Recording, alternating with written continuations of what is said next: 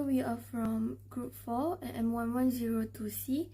My name is Nur Alia Maisara binti Naha Azmi, 2024417224, and here are my other group members.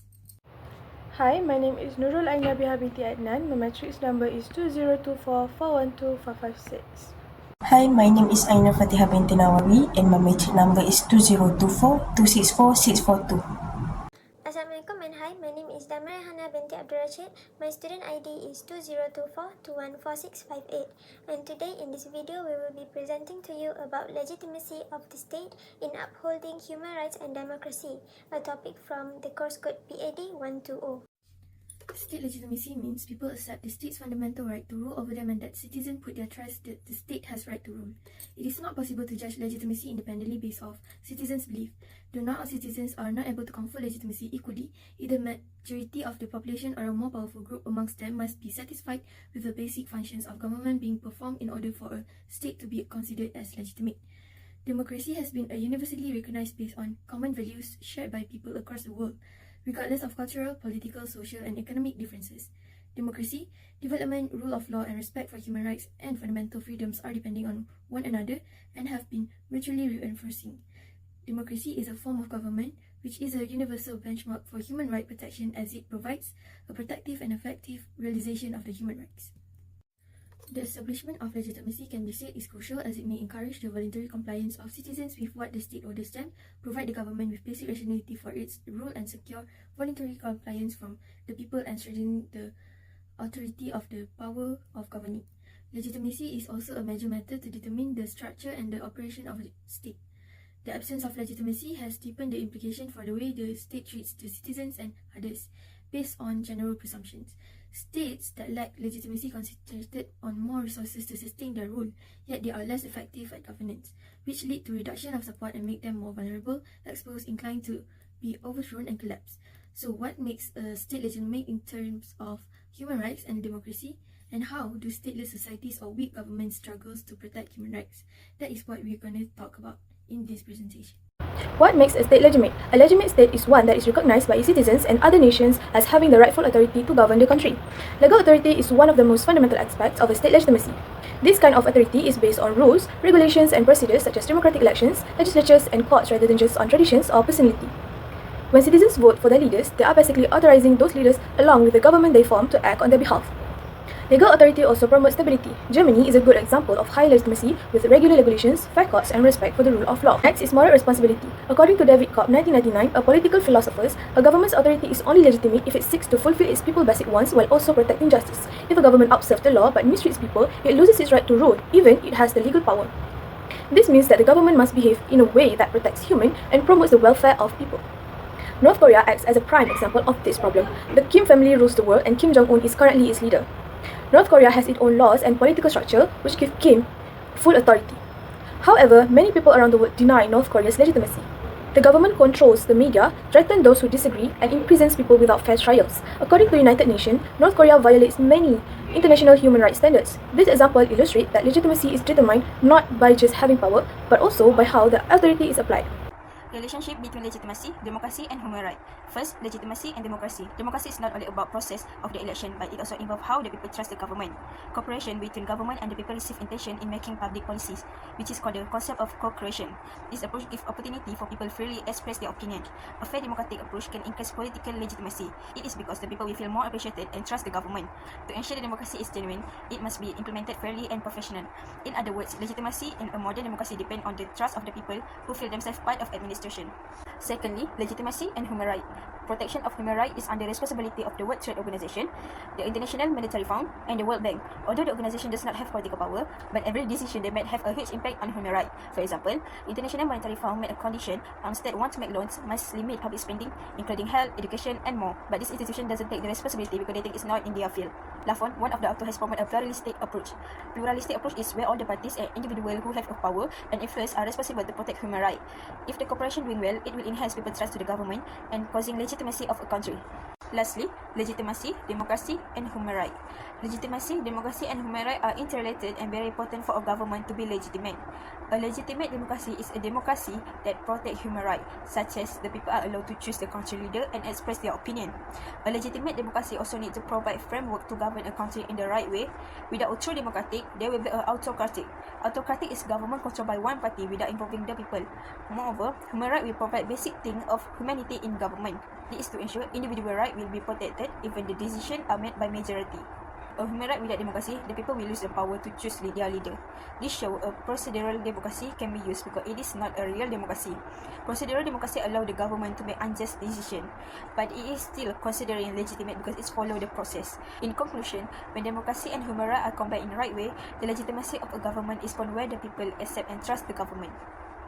Next, we're going to move on to challenges faced by stateless societies or weak government. Being a stateless society comes with many challenges as they are not recognized by any other country and does not belong to any legitimate state. This will put the individual's lives at stake as they are more exposed to outside threats and often fail to stand by their right. These individuals from stateless society tend to flee around due to the mistreatment from the outside world, also make it hard for them to get through their lives as they are burdened with continuous uncertainty. The first challenge that we can discuss about is losing their rights in their own homeland. The citizens of the stateless community tend to relinquish and surrender their rights to live in the birthplace that they were brought up in, as it is hard for them to stand by their right due to the weakness of the government itself. We could take the crisis that has been happening in Palestine as an example on this matter. This conflict takes everyone empathy as they are being forced to live as refugees in their own country and is constantly trying to seek for help from the outside world and outside country to save their lives and free themselves from ethnic cleansing. Therefore, it shows that these poor lives of citizens who are forced to live and being tortured in their own country is the consequences of the lack of legitimacy in their government. Now we shall move on to the next challenge, which is the lack of opportunities in the lives of these citizens. Being in a stateless society or poor governance put the individuals at disadvantage in terms of economic and life opportunities. This could be covered from many aspects, especially education and basic needs to continue their lives. When these people lose their citizenship, they are forced to immigrate to the neighboring country or the countries that are willing to accept them. They also lose the sense of belonging in the nation or land that they supposedly have the claim to. The status of their life opportunities will eventually decrease over time in many shapes or forms, in which will make it hard for them to maintain a stable lifestyle. Economically, these people will be burdened by a huge weight of poverty as it is hard for them to get the job opportunities in the other country. And in many cases, it also results to them being involved in criminal activities just to obtain the money to get through their lives. We could take the situation that had happened in Bangladesh involving the refugees from Rohingya, Myanmar in 2017. The refugees were forced to flee to the neighboring country as a shelter due to the riot that had happened in Myanmar. The Bangladeshi government willingly accepted these refugees to not deny their rights to live as human beings. However, it turned out to be unfortunate for some refugees as it was hard for them to get jobs in the country, and they dealt with it by throwing themselves in criminal activities such as drug trafficking to protect their livelihood. Therefore, we can see that it is not easy for the citizens of the stateless society to maintain a peaceful lifestyle. It already started off bad for them to flee around from their birthplace, from their own natural birthplace, to the other country, hoping that they would get better opportunities in the country, in the said country. But it turned out to be much worse because they didn't have much opportunities in basic needs of life. Next, I'm going to explain about the consequences of weak state legitimacy. Political instability is one of the most severe effects of a lack of state legitimacy. When these people start to believe that their government is corrupt, unfair, or fails to meet their requirement, they lose faith in the system. If the situation worsens, these protests could lead into violence or even fully revolutions. In some of the extreme cases, the military or rebel groups would try to take the control of the government by using force. Next, weak law and order. When people stop trusting the government, they also stop trusting the police, courts, and other institutions. For example, after Somalia's government fell apart in 1991, no central government maintained complete control for many years. Different warlords and militias seized control of different parts of the country. This made it difficult for the country to bring back peace and stability. Other than that, we also have economic collapse and poverty. A weak state typically fails to govern the economy effectively. If people believe the leaders are corrupt or dishonest, they will refuse to pay taxes or invest in the country. This could lead to job losses, inflation, and deeper poverty. Venezuela administration, led by the President Nicolas Maduro, has lost credibility as a result of accusations of election fraud and human rights violations. As a result, the economy crashed. Next, we have international isolation and foreign interferences. Countries with weak legitimacy may also face problems from the international community. In some cases, foreign power may try to influence or control the country affairs, making the situation worse. In 2021, the military in Myanmar removed the elected government in a coup. Many people inside and outside the country saw the new military government as illegitimate. This led to large protests and a violent crackdown.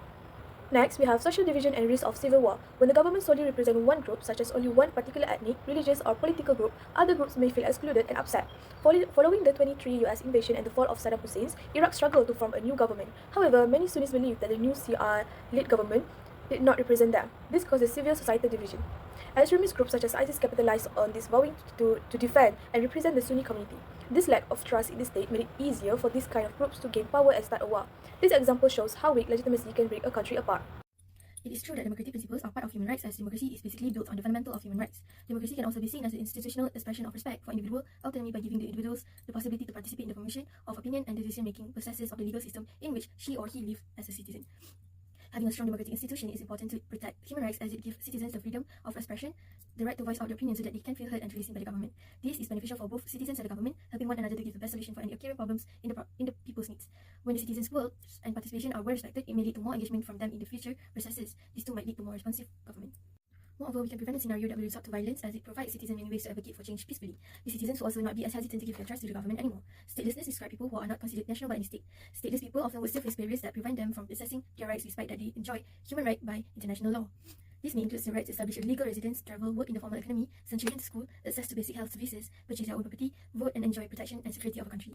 The Universal Declaration of Human Rights (UDHR) recognizes that nationality guarantees to individuals access to enjoyment of human rights, not only declaring that everyone has a right to a nationality and especially prohibits the arbitrary removal of that right.